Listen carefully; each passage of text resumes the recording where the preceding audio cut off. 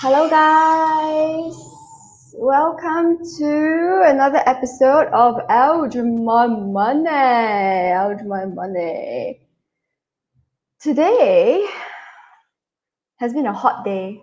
So totally irrelevant. Okay, so anyway, I am going to see who is the first one to come on.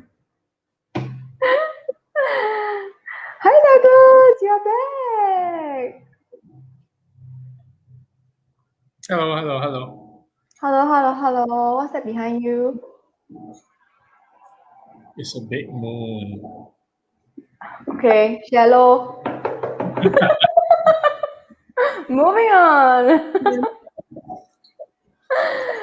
Actually, what's that? Peppermint Sprite. With? One I thought there's some ABV involved there. Yeah, there is. Yeah, peppermint Sprite. That's like with Huh? With what? ABV lah, as in alcohol. Yeah, that's a peppermint. Peppermint. As in, oh, okay. Because you said peppermint Sprite, so I thought you mean like peppermint and Sprite. I was like, No, okay. it's a peppermint liqueur. Okay, I see. It's all about the details, people. Hey. Hello, Rachel. Hello. Yeah, I was listening to a conversation on the peppermint Sprite, and that was so misleading, Junho. It is peppermint Sprite. The questions that you ask depends on the quality. No, the answers that you get depends on the quality of questions that you ask. Yeah, man. Which is true lah. He did say peppermint Sprite. So anytime that is suspicious, ignorance is a choice. Ask the question differently. I guess. Okay, so today, this is a bit interesting. I read an interesting article today shared by our lovely Chunho, and the title grabbed my attention. The wealth is on Business Insider, by the way, for those of you guys who are interested. The wealthiest Americans avoided billions in taxes by voluntarily doing something most only do out of necessity, which is borrowing money. Okay, because I am not a Chunho, I don't read through everything. So basically, I saw this super bold bullet point. It says one way the ultra-rich avoid taxes is by borrowing money at low interest rates. This is according to ProPublica. Okay, I'm basically reading from Business Insider. Okay, so this is not really a personal view at this point in time. So apparently ProPublica reported that it had obtained a massive trove. Okay lah, massive trove means jitabu, okay, of IRS documents revealing that America's wealthiest individuals have avoided paying billions of dollars in taxes for years, resulting in income tax bills that amount to a fraction of their net worth. And one of the key strategies is by borrowing money. Okay, this one borrowing money, we don't mean going to the loan shark, okay, please. That one tax-free lah, technically speaking, but I think it's a deep dark hole that it's very difficult to climb out of. So who is going? Okay, we have the link up on the comments already. So for those of you who are interested, please go and check it out later on, or you can listen to us as you're reading the article. So but this one blew my mind a little bit because I also belong to my parents' era. Maybe it's conditioning lah, that you only borrow money when you need it, when you're gonna die or whatever, and you pay it back immediately when you have the chance. So how do you actually avoid paying? How do you actually borrow money to keep your taxes low? I don't really get that. Will somebody here enlighten me? Maybe I help it along based on whatever is going on in the States first. Then we can talk a little bit further, just to give a context of what the article is about. Now, a lot of these billionaires, their wealth their net worth is not based on the cash that they have. It's not based on the money they have in the bank. It's a lot based on their shareholdings. A lot of them, like Jeff Bezos and Mark Zuckerberg and Elon Musk and even Warren Buffett. They have companies and they have shareholdings in the companies. And the net worth is actually based on how much shareholdings they have in the company and all those stuff goes on. Now, if they want to, let's say for whatever reasons they want to start a new business, one way is that they can sell their shareholdings that they have in the company, which is now from since they start up the company, which is like when the shares is probably like $1, $2, like cheap now it's like I don't know how many $1,000 or few $100 already. They can easily sell the shares and cash out and then start their own new business. However, the moment they do that, there's a capital gain tax in the USA. Now, from the percentage taxable for any capital gain that's up to 40K is 0%. But the moment it's past 40K, immediately you get 15%. Then up to about 450K, above, the number is a little bit changing, but it's about 450K there above is 20%. So let's just call it 15 to maximum 20%. So if they cash out from their shareholdings, the moment that year they will invite up to a 20% capital gain tax. So now, if I need $1 million, why should I cash out and then invite a 20%, $1 million? And he's looking at me like that. A 20%. Stop talking about taxes. Capital gain tax on that. I'm immediately going to pay out 200K, Immediately I pay out 200K the moment I do that. So instead, I may go and borrow $1 million from somewhere. And it's less than 20%. I can even borrow, maybe they say low rate in the article. They say low rate, 5% is still low rate. If I borrow 5%, I only pay about 50K for the year. And I can continue. I can just borrow. I can borrow for the year just to start the business. And then when I make enough money, I can pay it off. So that's what they're saying. So they choose where they take the money from. Now, in Singapore, in certain countries like Singapore, we don't have a capital gain tax. So rightfully, if you have that, it makes sense to just sell your stock holdings, shareholdings, and then use that to start a business. But if you read the article a little bit more, it's actually not that straightforward because certain things are tax deductible, and if you borrow money, and the interest that you incur to borrow the money to start a business, that interest is considered an expense. As long as it's used to start a business, it's considered an expense and it's really tax deductible. So you need to consider all those things. And I'll give you an example of this in Singapore. That happens in Singapore because somebody asked me, well, you mean that works in Singapore? I said, yes, it works in Singapore. If you rent out your property, if you have a property and then you rent out, you incur a mortgage, right? A mortgage is actually a loan, right? And then you actually pay a mortgage, what do you call it? A monthly mortgage payback to the bank. There's an interest component. Your interest component can be used and considered as an expense against your rental income to be submitted in your income tax return. That is only if you do rent out your property and generate rental income. If you have a property that's not rented out, sitting there doing nothing, you cannot use that. You can take the interest and go and offset your own personal income because that property is not rented out. You can't do that. You have the property rented out, then you can do that. So that happens in Singapore too. You can work that way. Also, any of you who have properties and then you're renting out and then you never take the interest rate and offset it from your rental income, go and relook again. Okay. So actually, in Singapore, I it's got actually quite straightforward because when you fill up the income tax form and whatever, they actually prompted. Yeah, Hmm. it Oh, actually prompts okay. this. Yeah. That's interesting. Now, Oh, Junho, by the way, you may need to lower your volume or change your earpiece. There's a ringing sound coming from you. it's me, is it? Yeah. Is there anybody else? Yeah.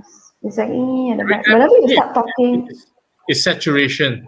It's saturation. So when you talk, right, it hits a peak and then there's a ching. Okay.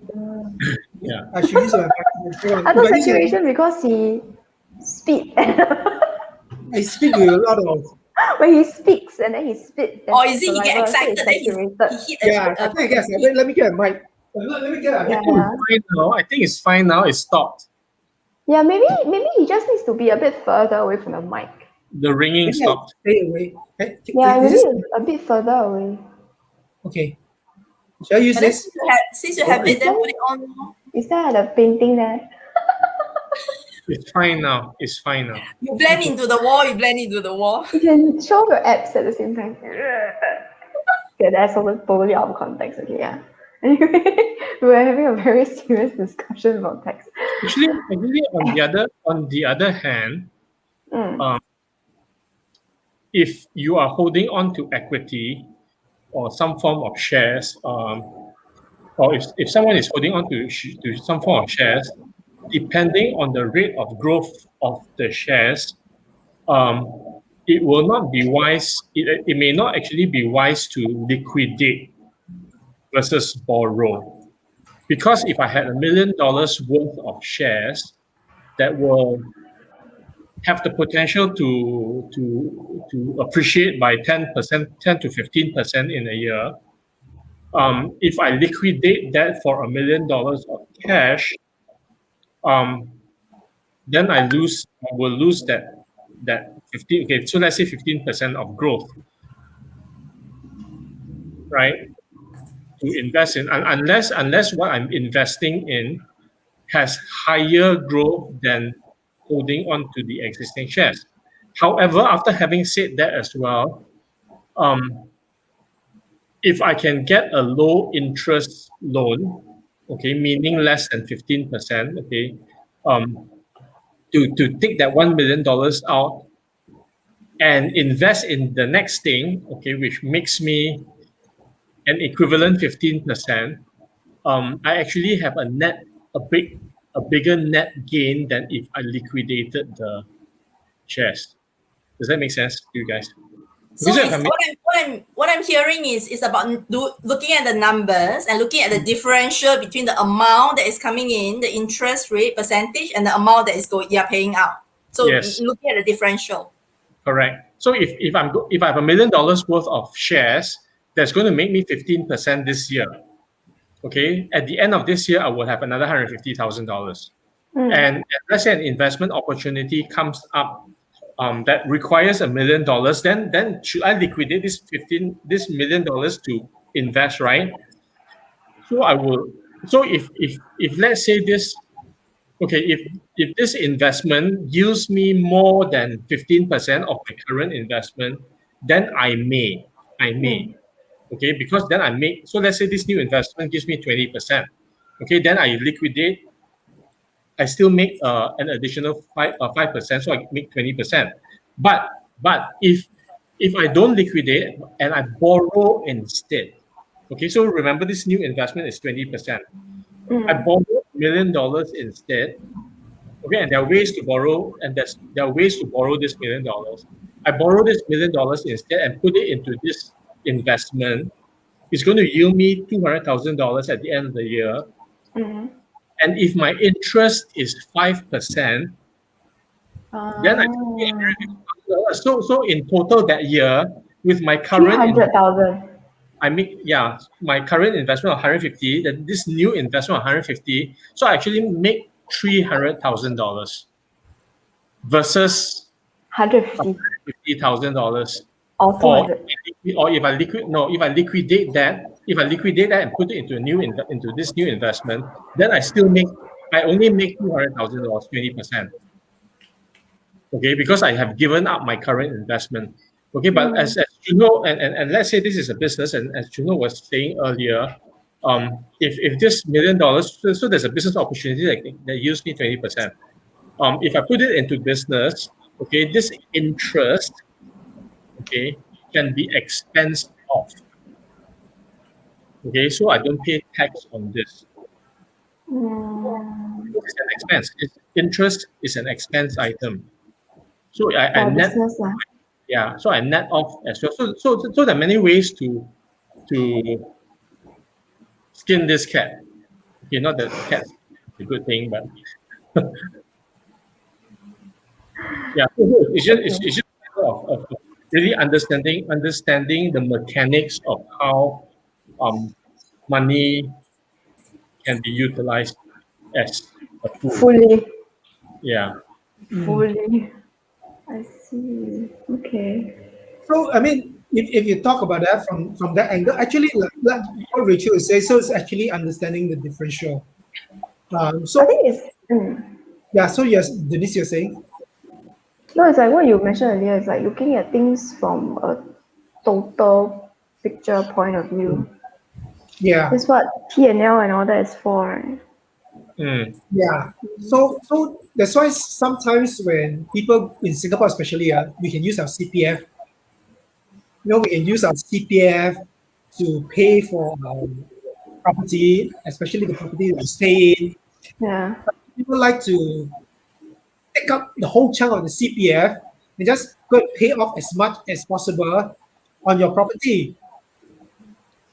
While people don't like to borrow money, so they say, okay, I don't want to borrow so much money because if I borrow so much money, I pay a lot of interest. So I minimize borrowing. Okay, I minimize my borrowing and I minimize my interest payment. But they always forget that the CPF do generate interest. And whatever goes into your special account is 4%. And you can max out that portion. And then whatever is in your ordinary account is 2.5%. Now, interest rate is so low. I mean, there were points that went up, but now interest rate is back low again. You can actually get interest rate about 1 to 1.2%. There was some point last year, I think it went below 1% if you are floating. So it's 0.6. I just got the letter today. 0.6. As of today. Or fixed? Huh? Fixed? No, this is mortgage. Not interest. Oh, no. Okay. The mortgage interest basically. Yeah. Mortgage interest. So it's so low, no? So offset against that, you actually should maximize your borrowing and then keep as much money in the CPF to generate the 2.5%. Yeah, assuming that it's just generating the 2.5% from CPF. However, if you know how to utilize money in CPF, it is able to actually generate more than 2.5% through some other investment instruments. Okay, so why would anyone? So that's my question is always, why would anyone use money from CPF to pay off housing loan? Because the pay off housing loan, the savings is the whatever percent of interest on the housing loan. Okay, but the cost, okay, is whatever additional money could be made on that CPF. So let's say it's a $500,000 of CPF and put into an investment instrument that generates, okay lah, let's not be too overly ambitious. 5%. Douglas, I'm very skeptical about CPF, using CPF for investment, because no, the thing is whatever is available in CPF, you can't use it anywhere else. Yeah, I know, and okay, never mind. You go on first. No, so assuming that there's an instrument that generates 5%, okay lah, not the same kind of instruments that's available in the open market. Let's say it generates 5%. Okay, if you have $500,000 in your CPF and you put that into an instrument that generates 5%, how much do you get? 5 times 5, 20, 25,000, is it? 500? No, maybe. Yeah. Yeah, $25,000. So you will generate $25,000 that year. Okay, versus that same 500,000 if they use it to pay off, if they use to pay off their housing loan, which let's say okay, like 1%. Okay, they save $10,000, okay, of interest, mortgage interest, 5,000. 5,000, 1%, 5,000, 550,000, 5,000, okay, 5,000. So save 5,000 and then you give up $20,000. So the cost is actually the opportunity cost is $20,000. So they could have, if they didn't borrow, if they didn't pay off their loan and invested instead, okay, they will have $20,000 more in their CPF at the end of the year. So, yeah, but the thing is that when you first buy a HDB, I think they clear up your CPF amount. They do. Oh, you buy from the government, is it? Yeah. The Oh, thing so of you have BTO to and pay the resale yeah. lah, you don't get a choice lah. That's why I remember some of my friends, they were saying that before you go and buy a house, you do your CPF investments first. So then there is very limited amount that the government can take from you. Because if you buy from government, it's not really a choice, man. They will just take everything. Yeah. To buy from government. Yeah, I think so. But we did a resale. No. It was a sale of balance, so it was a lot cheaper than whatever But else was then offered. again, when people who buy from the government is generally in their when they just got married, which is in the late 20s, and usually the CPF Or amount early is not, 30s, excuse me. so the CPF amount is not very high. So by the time that the government clear off, it's not a lot anyway. Yeah, but Then the people who buy singles, singles who buy after at some age. So 35. okay. after 35, Well, go for Not 10 me, years. obviously. So Yeah, you have worked for 10 years, and then you have a choice lah. I And think, yeah. But I think it's really about knowledge, because when we got the house, I wasn't so into this kind of conversations. So it's just the usual law. You go and buy the house, and then you give your CPF away. And then after that, but truth be told, the house that we got is actually a lot cheaper than what it is on the market now. of A course, lot. it's a lot cheaper. And because okay lah, this one is a little bit of property, but this is the place I'm staying. I only got it because it's near my parents. But within a year after we stayed, hi Roslyn, hi Michelle, hi Esty. Within a year, like maybe about 5 minutes walk away, the train station came up, the shopping center came up. Then there were a lot more amenities. So that's why it's probably worth a lot more now. But then, well, I just listened to my husband now, sadly. Maybe it was a wrong choice. Blame you. You just did a blame. I know like $200,000 worth. No, that my entire CPF that time was more than that. Wow, disaster. And he's listening, so yeah, he's probably going to stab me or something. Okay, so anyway, yes. So that was my CPF story. Rosalie says you can choose to use your CPF for a loan. Yes, you can. But ignorance is a choice. Sometimes. Sometimes when you're young and ignorant, or you're old and ignorant, you will argue worse. Then it becomes horrible. Okay, just so we're talking about businesses and equity, is there anything else that you want to add on that for Douglas, Chunho, and Rachel? I mean, just now I was explaining to Rachel, and then since your husband the other day was asking me, I think your husband was asking me, I think we don't refer to him by name anymore. He's just my husband. his name is Denise's husband. Oh, guys, Denise's husband, not Rachel's husband. Sorry, Denise's husband. Wen Kai was asking me. You mean they can use the interest rate, um, interest that's not. Oh, the Singapore question is it?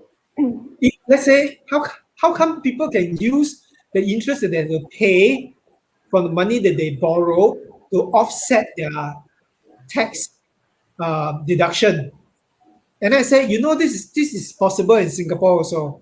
I was telling him that if you go and read the IRS properly, it is very clear. Any loan that you make, the interest payable is tax deductible as long as that loan is made to something that generates an income. Ah, okay.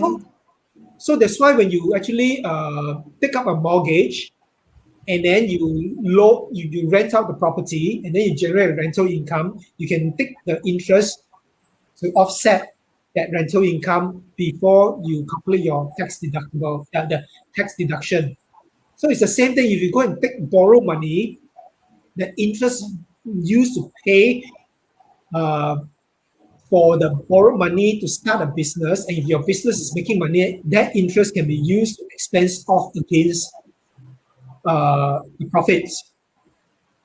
Because interest is an expense item. Yeah, Interest for income generating for entity businesses. lah. Yeah. Yeah.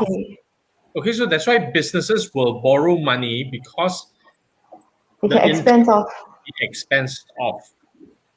So they're basically getting interest-free loans in that sense.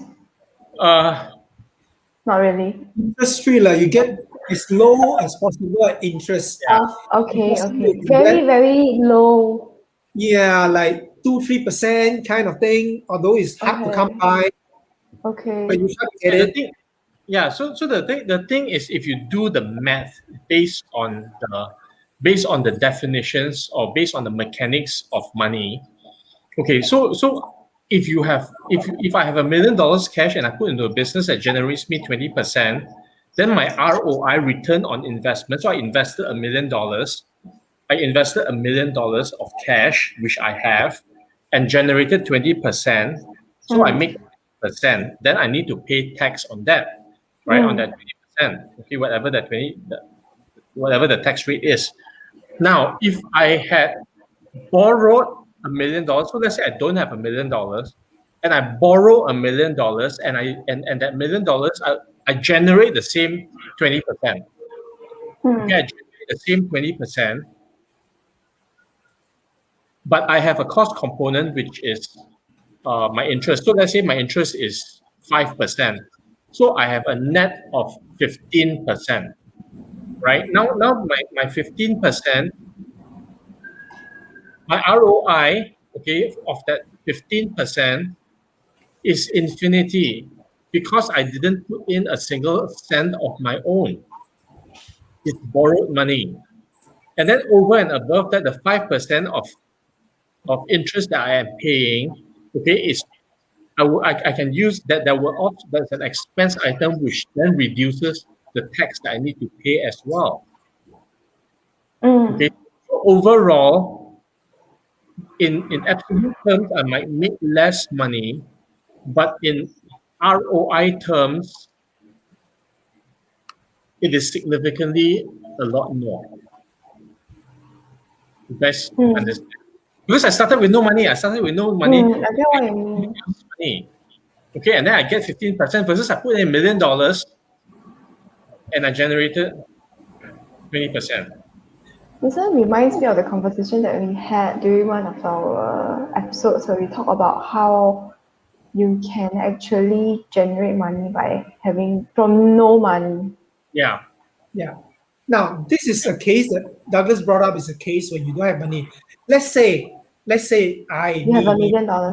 I have $1 million If you cash. do. Okay, I have $1 million. Then a business came up. Dollars. Huh? Dollars. A business opportunity come about that needs me to invest $1 million. I can actually use my available $1 million, take it out from the bank, and then put in there and generate that. Douglas say what? How many? 20%, 200K profit that will come in. Okay, if I do that, that's it. But I can choose to borrow at 5%. Choose to, let's say I borrow at 5%. So I can don't touch my $1 million. I borrow $1 million to start that business, $1 million to start that business, and $1 million will incur a 5% interest rate, which is 50K. 50K with the 200K profit minus off, I still get 150. But you have to remember that 50K interest can interest payable. Is that for Can't hear you. Yeah, Johor, you cut off earlier. One sentence before. I mean, that 50K interest that I borrowed from the money that I borrowed can be used to offset my profit for tax deduction, and so I pay a lower tax. So instead of paying, say, tax rate is 10%, let's say tax rate is 10%. Instead of just 200K, which I paid 20K, I can minus off, I only pay 15K. Because 200 minus 50K is 150K, so I pay 15K over interest. But of course, somebody will say, yeah, but you borrow money, you have to pay interest, and then you pay a lower interest, a lower tax. Total is still 65, which is more than a 20. Why would you do that? But the thing is, I still have my $1 million. I can put my $1 million in somewhere else that generate me, I don't know, some capital investment that can bring me a 10%, even a 10% in the annual return is another additional 100K already. So overall, actually, you're excited again, Chunho. oh, You're too where can I excited hear? again. Can't hear, is it? No, it's the ringing is back. Oh, I think you okay. need to shift backwards a bit. Yeah, should back. Yeah. So, so I actually have more money to play with. If I just use off that one, if I just use that $1 million cash and do that, and then if another opportunity comes about, I have to borrow money to invest in some capital investment, but the interest that I have to incur on the additional $1 million for the capital investment, that interest I cannot use it to offset my income because that $1 million, huh? Because it's not business. Yes. Yeah. So really understanding the mechanics. Okay, all this legal, ethical, and moral. I must say this claim. Okay, legal, ethical, and moral. Is really understanding understanding the mechanics of how all this money flow works. And now, of course, if we want to, but we don't need to. But the thing is, if for people who want to actually, that $1 million that you borrow for business, 5% interest rate. Okay, there are even ways to minimize or eliminate that. Okay, not eliminate, but really minimize, because if let's say I have the $1 million I invested in some instrument, okay, legal, ethical, and moral, okay, there are ways also to pledge that for lines of credit. Okay, so it's not actually a loan; it's a line of credit. Okay, and line of what the difference between a loan and a line of credit is a loan. You get all the money up front, and then you start paying interest on the entire loan quantum. Okay, a line of credit, you only pay interest on what you utilize. So I can get a line of credit for $1 million, and I may not use that million in business. I will not use that $1 million.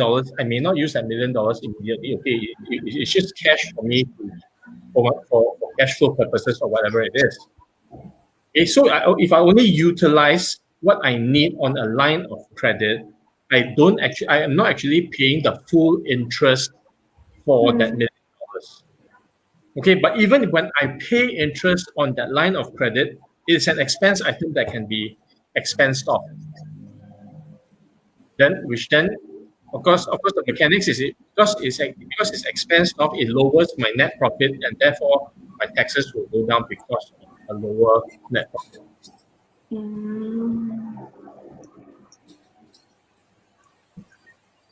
Okay. I'm like taking notes here. And then just now, What I'm thinking is that will only apply if you're running a business. yeah, correct. Because just now Chunho was saying that, if you, what is it that Chunho said? If you borrow money and it goes towards an income generating entity, right? Then you can expense off the interest, correct? Yeah. Then the first thing that came to my head was, too bad my husband is not an entity. He's your husband. Expense off the interest. I think you cannot use a husband as collateral to borrow money. I know. He will fetch like $0. It's on work fair. I'm just kidding. Okay, so anyway, that was the first thing that popped in the mind. Of course, it was highly inappropriate, but kind of funny. So I decided I will say it anyway. Okay, so I think we are more or less done with that particular article, right? Have we? Yes, no? Okay. But should we touch on the human side of it or not? Okay, let's not lah. It will open up another can of worms, because I know there are people who feel very strongly about how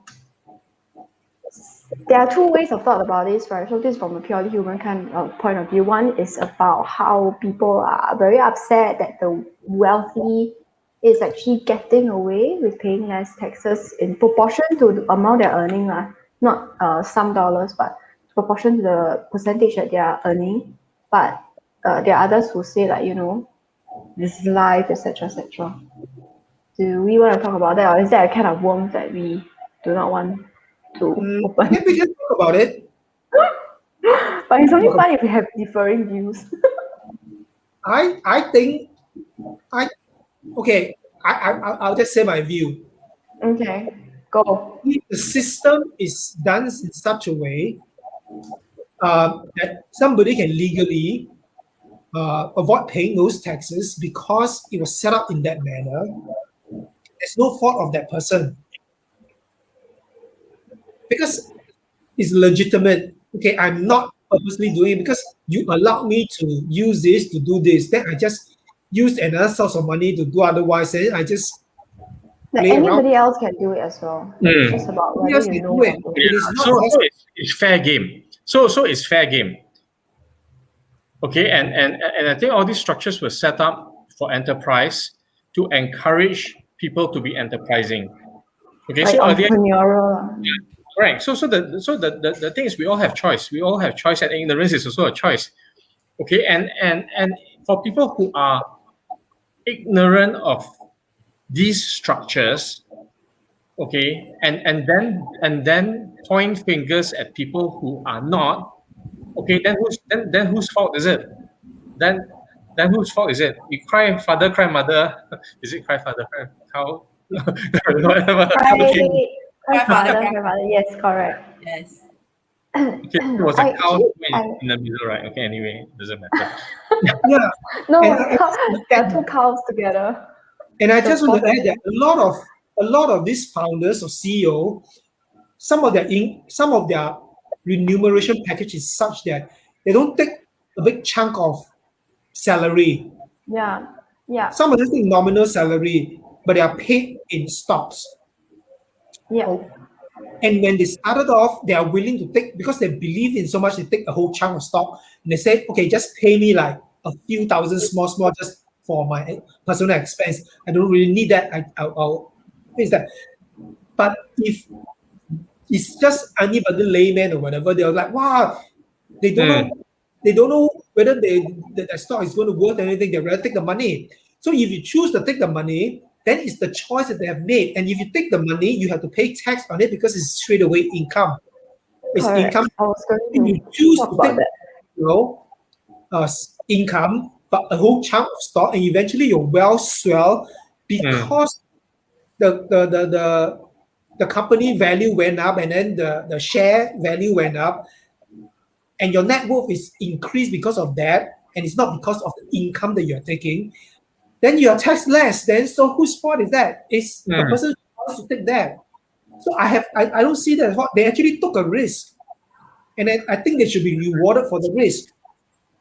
I have the same thinking actually when people first started talking about how unfair it was, etc.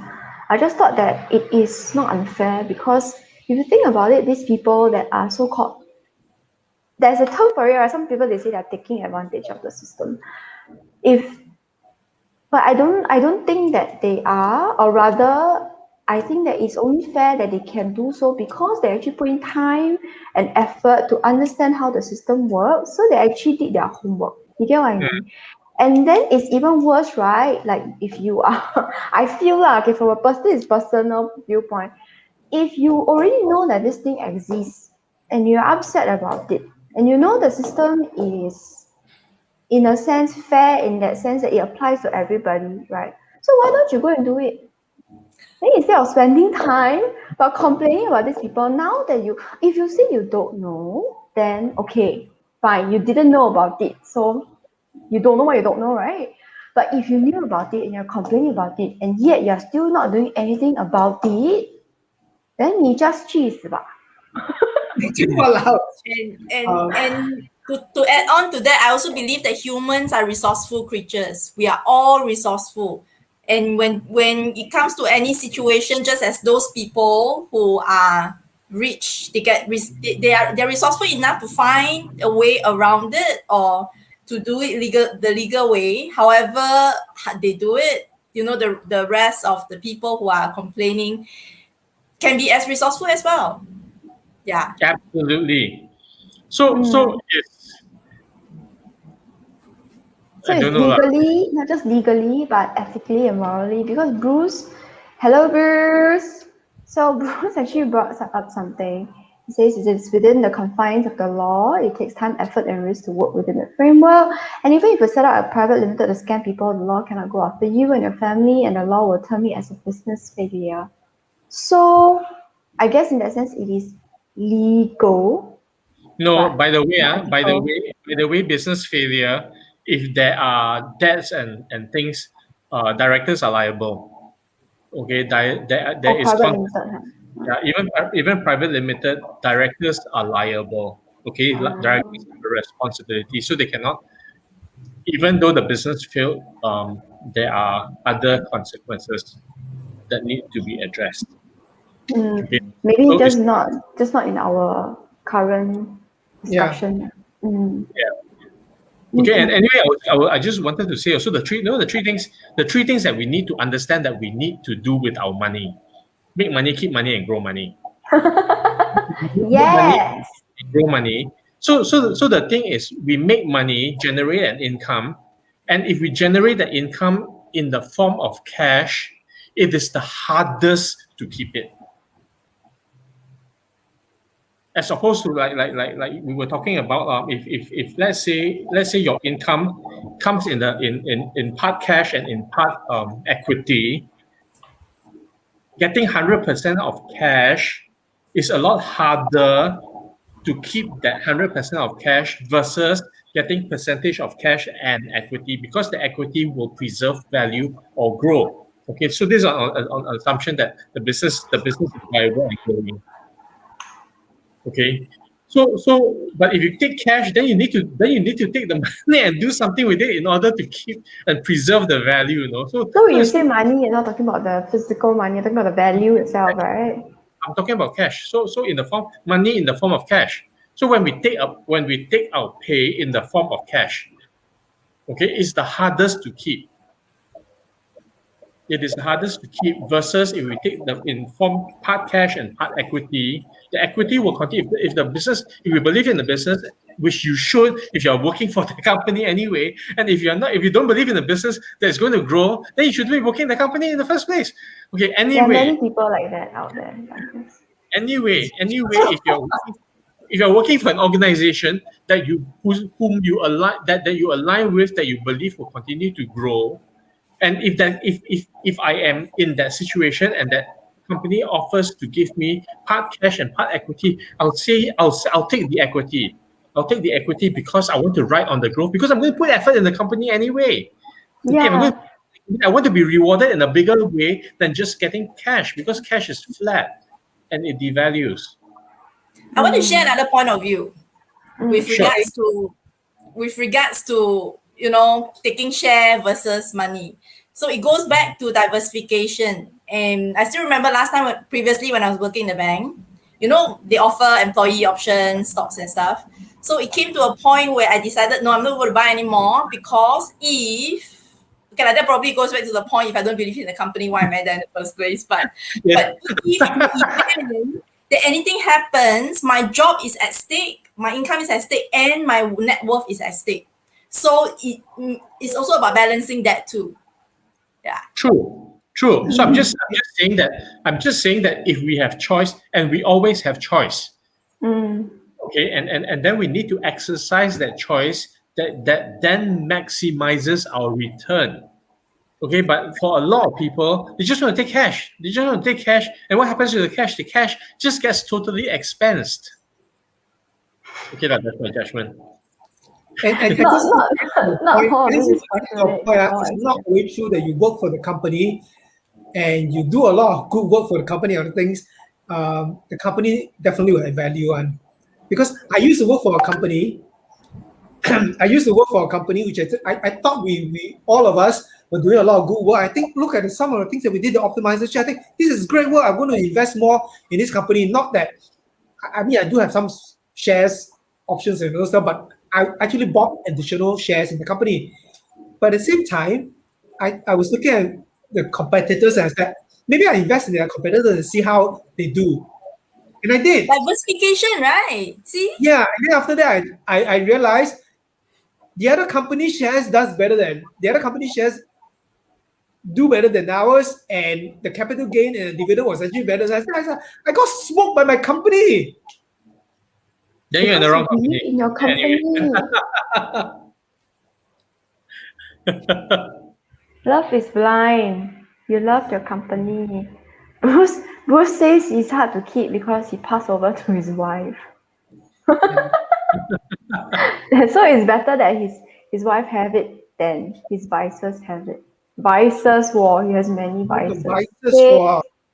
Denise's husband passed cash to me, okay? No, I don't want cash. I want equity. I got cash from my salary. Equity. Demanding things online. Okay. Okay. Today is an episode with a lot of digestion, I think. For me at least, which is good. Yeah. It's okay, you still have your husband. Apparently kena scam lah. You see the CPF thing. I'm just kidding lah. They love you. Okay, anyway. I almost forgot this was online because we're all friends, right? So sometimes I forget that we're online. I just think we're like a Zoom meeting. Okay, I think is there anything else anybody wants to say about this? I'm a bit like, I'm still like digesting all the numbers, so. Or shall we start with the last words? Yeah, we can do last words. Last words for Chunho, Douglas. Last words. Okay. Wrong side. We need to. I feel that.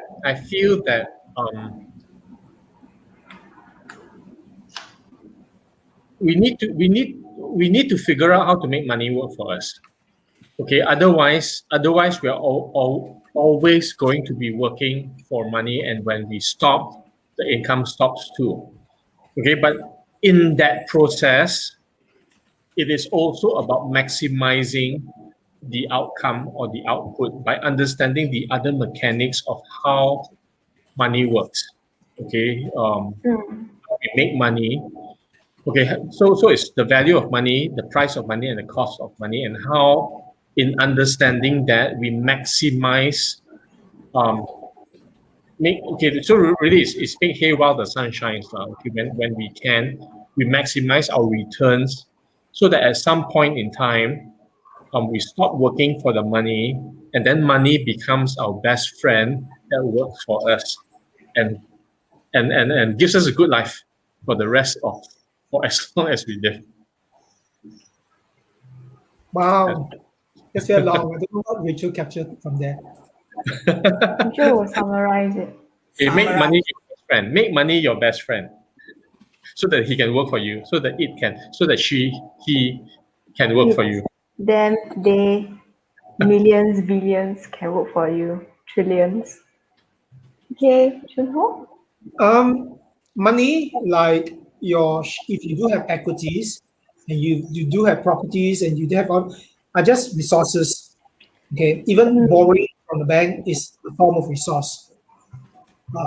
So you need to understand your available resources and the cost of all your resources, and then have to look at it in totality and see which is the best way to utilize your resources to generate the maximum profit for yourself.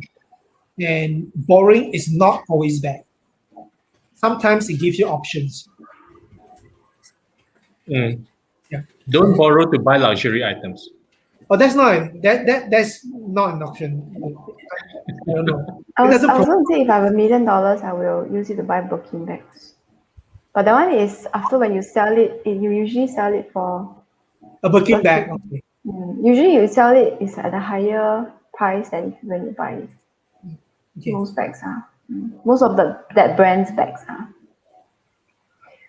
Oh, that's not my last words, by the way. Please don't put that as my last words. If I have $1 million, I'm going to buy Birkin bags. No.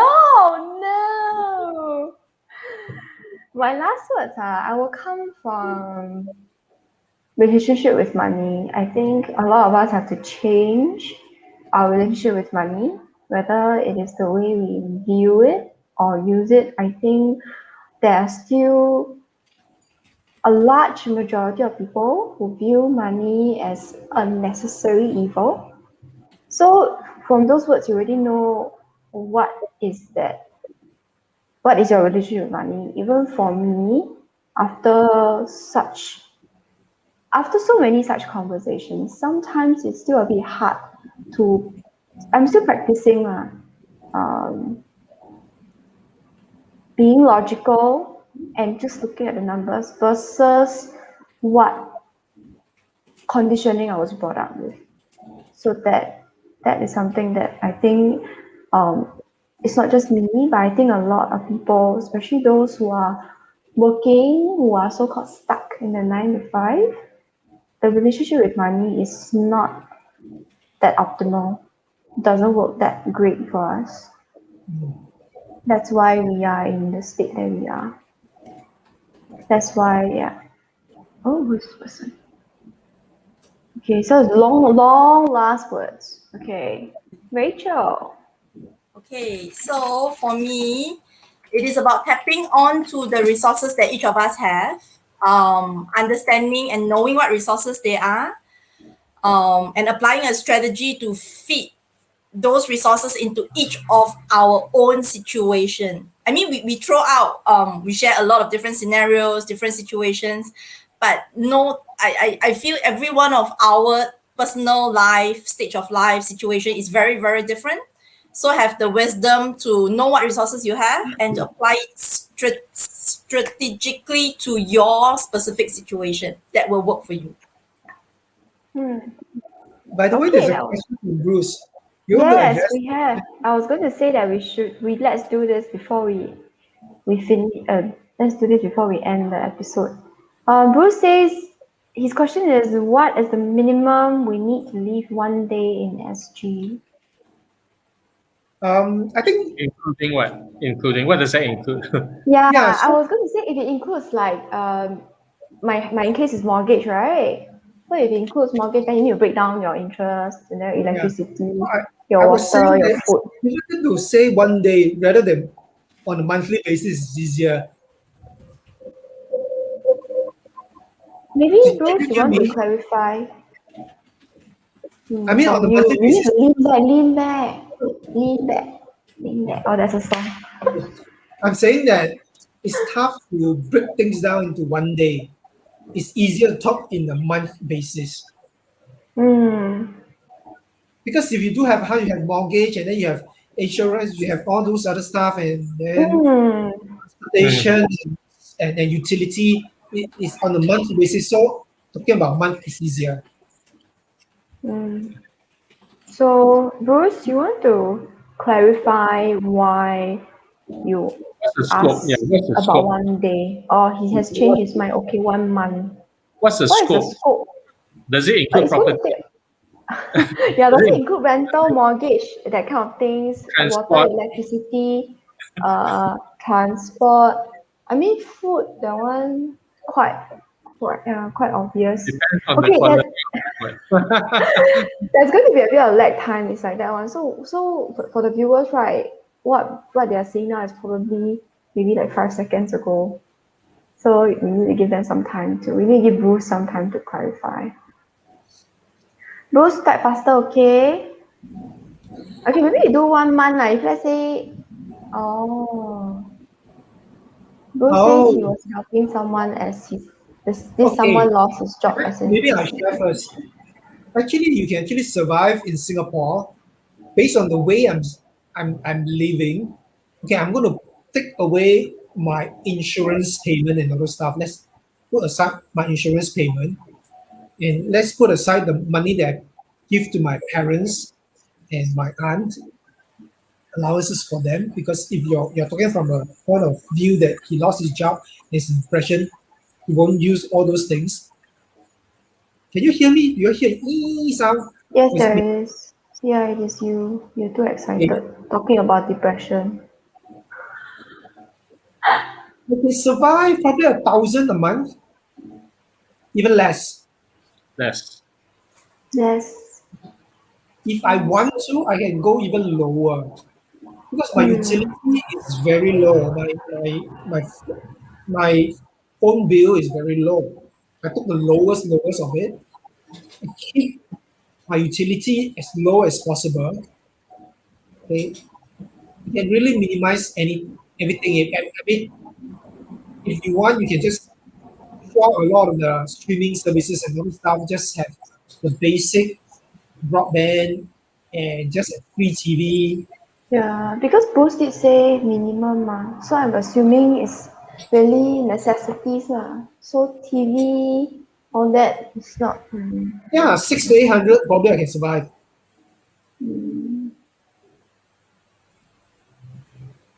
For me, I Oh, think so also because don't expect. Okay, if you talk about minimum, you need to survive. That's why earlier I was asking the living. What's the standard of living? You mm, can have high. You can have cost of high living, cost of high living, and cost of high living is high. So. But if you talk about getting by, survival mode. yeah, not even survival mode. I think comfortable, not luxurious. Okay, it's not. It doesn't cost a lot because food doesn't cost a lot. Food doesn't Yeah, cost a food lot. is And a lot. assuming you have a roof over your head, Mm, that's paid off by CPF, mm. and food doesn't cost a lot. Transport doesn't cost a lot. Phone, like Chuno was saying, is $20 a month. Okay. What else? So I was just thinking. There were periods when I just survived. And it's not surviving. Okay, I was living just reasonably. My monthly expenses were like $500, Uh,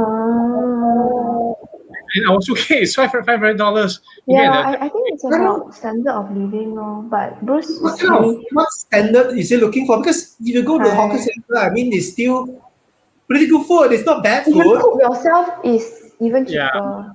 Okay, so now Yeah, I understand he was depressed. Okay, so Bruce says he yeah, was yeah, depressed because he overcome lower standards. I'm sorry, too bad.